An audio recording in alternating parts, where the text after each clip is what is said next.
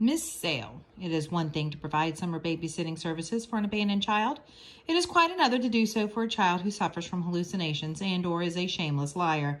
I am referring to Seymour Hope, who has informed me that a ghost named Olive is living in the cupola of this house and cooking for him and his cat on a nightly basis. Now, I am well aware that children have a strange fascination with the macabre. I have made and lost a fortune due to this very fact. But, Miss Sale, this Hope boy is stomping around in the cupola, slamming doors, stealing library books, and banging on a tuneless piano at midnight, thereby distracting me from writing my next book, which is why I rented this so-called Victorian lady in the first place. If you won't refund my rent, you can at least tell me how and where to contact the boy's parents. Their son clearly needs professional help. I intend to inform them of such, if you will promptly send me their summer address. Responsibly, I.B. Grumpy.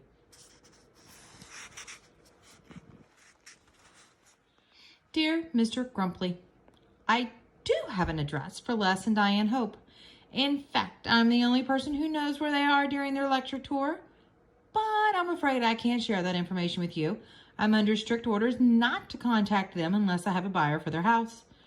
Regarding Seymour, I'm afraid I know all about him. That boy has successfully scared away every prospective renter and buyer I've found for Spence Mansion with his ghost stories and imitations. He even wrote me a letter last month telling me how he planned to buy the house himself.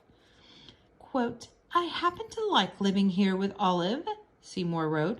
I'm the only person who can see her, but only when she wants to be seen, which isn't all that often. Olive likes her privacy, and she doesn't like people who try to make money off her like my parents wanted to do.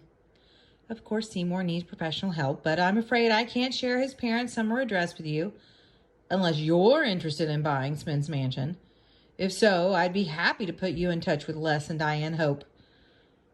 If it's any comfort, there's no need to worry about a ghost in Spence Mansion. Les and Diane Hope are world-famous professors of the paranormal.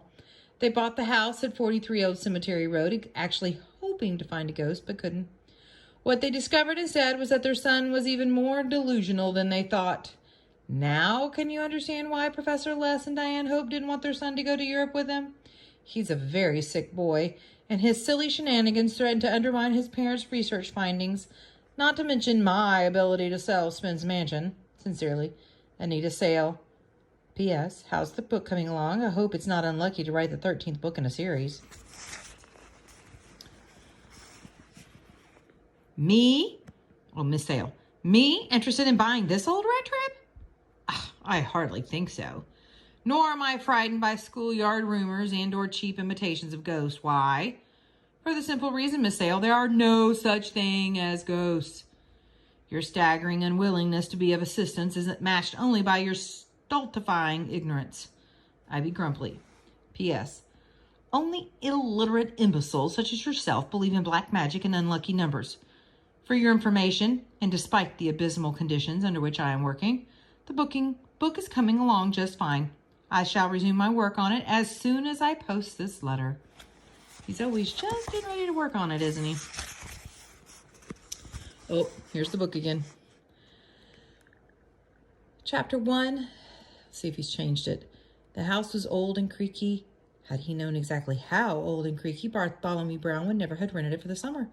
But rented he had, and so the famous ghost detective proposed to make the best of it. He decided the situation called for a nice meal in a fine dining establishment. He hadn't eaten since very early in the day, and his appetite was keen. Nobody relished the anticipation of a good meal like Bartholomew Brown. But just as he reached for his hat and linen jacket, a mongrel cat crept in his room with a baked chicken thigh, dripping with cream sauce dangling from its feral jaws. Bartholomew Brown's appetite evaporated. This, he sighed, could be a very long summer. Thursday, June 26th. My sentiments exactly, but it's still boring. Your book, I mean. I read it while you were taking a walk. Olive. Seymour, you little twit. How dare you call my work in progress boring? What are you doing in my room? If you continue to violate the established house rules, I shall have to punish you. Oh, very clever. Slamming doors again, are we? While playing the piano? I believe I know a young boy who needs a spanking. On my way to the third floor, I be grumpy. If you lay one hand on that boy, you will regret it. Olive. Gads. I'm writing this from the hospital. Don't worry. The emergency has passed and I'm still alive, if somewhat shaken. It was the strangest thing. On Thursday night of last week at approximately 7 o'clock, I was marching down the second floor hallway on my way to talk some sense in the form of a little spanking into my 11-year-old housemate when a crystal chandelier came crashing down from the ceiling. It missed me, but only by a matter of inches. I couldn't avoid stepping on several shards of glass which punctured my Italian slippers.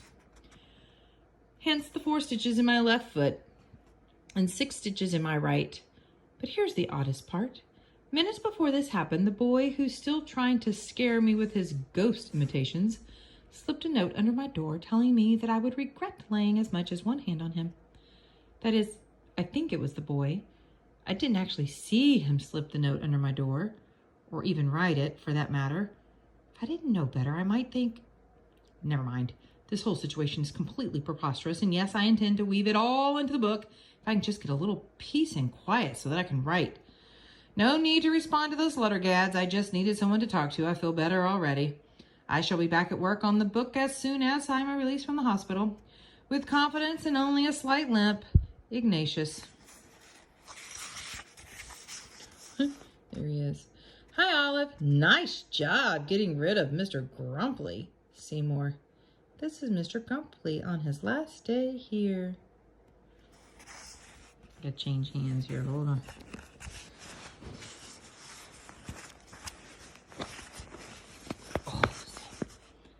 There we go. Dear Seymour, I'm not finished with Ignatius B. Grumpy. I'm having far too much fun with this one. Plus, I'm reading his diary. It's much better than his dreary little ghost tamer book he's trying to write. But never mind that. Do you really want to buy my house? If so, you're going to need a lot more money than $36.75 you saved from your paper route. Why don't you mow Mrs. McCorpse's yard? I'd do it myself, but what would people say if they saw a lawnmower barreling around a yard by itself? Being invisible is frightfully convenient, but it does have its drawbacks. If you work hard today, I'll make chicken paprikash. Oh, Miss Balsamite needs to teach Miss Bass how to say it for dinner. Saturday night, 8 o'clock sharp. Proper attire, please. Would you mind if I invited Mr. Grumpy to dine with us? Love, Olive. Why in the world would you want to invite Mr. Grumpy to eat dinner with us? I like it best when it's just you, me, and Shadow. Seymour. Dearest Seymour, why invite Grumpy to dinner? Because he's enormously fun to tease. Honestly, I haven't had this much fun in 80 years. And here he comes now, in a cab. Oh, heavens, look at all those bandages. I hadn't realized how dangerous a chandelier could be. Now I have a twinge of guilt. I most definitely will invite him to dine with us. The poor fool. Just look at him hobbling up the stairs to his room. He's sitting down at his desk. Looks like he's writing a letter to you. Oh, dear, I'll let you read it yourself. Love, Olive. Seymour. We seem to have gotten off on the wrong foot, as it were. But we have almost 2 full months left to live together under this roof. In that time, I must write a book. As such, I'm asking that you adhere to the house rules, which in light of recent events, I am adding to as follows. Rule 13, no reading my manuscript. Rule 14, no causing dangerous objects such as chandeliers to fall from the ceiling. I must insist on these rules so that I can work on my book, which I intend to do right now. I be Grumpy. Chapter 1. The house was old and creaky. Had he known exactly how old and creaky, Bartholomew Brown would never have rented it for the summer. But rent it he had, and so the famous ghost detective proposed to make the best of it. Bartholomew Brown picked up his suitcase and ascended the dusty staircase to the second floor. Walking down the long hallway, he eyed a cobweb-laced chandelier that hung on a frayed cord from the ceiling. That, thought Brown, is an accident waiting to happen. As he pondered the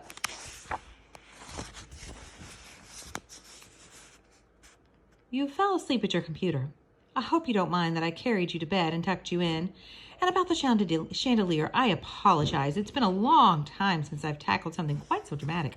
I'm afraid I'm a little rusty. Well, you would be too if you were 190 years old. There's her age, everybody. Olive's age, 190 years old. Now, about this book of yours, you have a decent start. Setup. Our main character is the author of a dull little series of children's books about a ghost tamer named Bartholomew Brown. This character is under contract to write a 13th book in the series, but he's stuck, both creatively and personally. He goes to a place full of dramatic possibility, a Victorian mansion. Complications. Once he arrives, the author discovers that an 11-year-old boy will be sharing the house with him for the summer.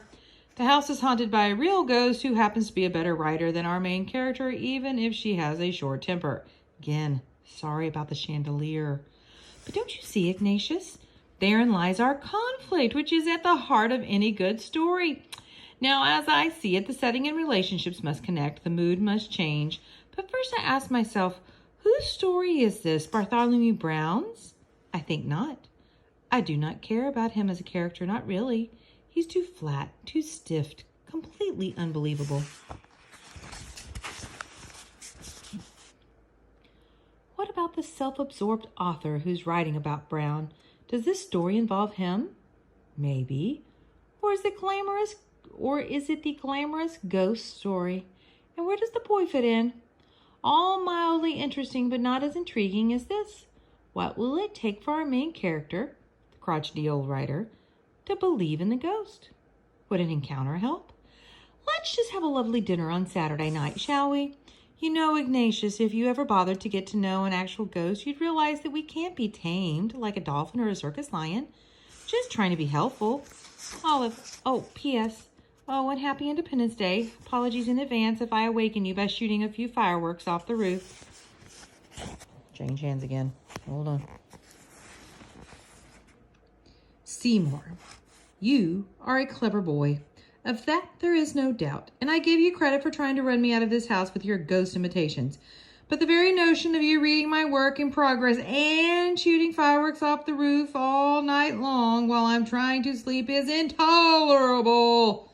I'm calling the police right now. Ivy Grumply. You silly man. There's no phone service in this house. By your choice, remember? Now be a good sport. Join us for dinner tonight, 8 o'clock sharp. I'm making chicken paprich. If I can scare up the ingredients in a recipe.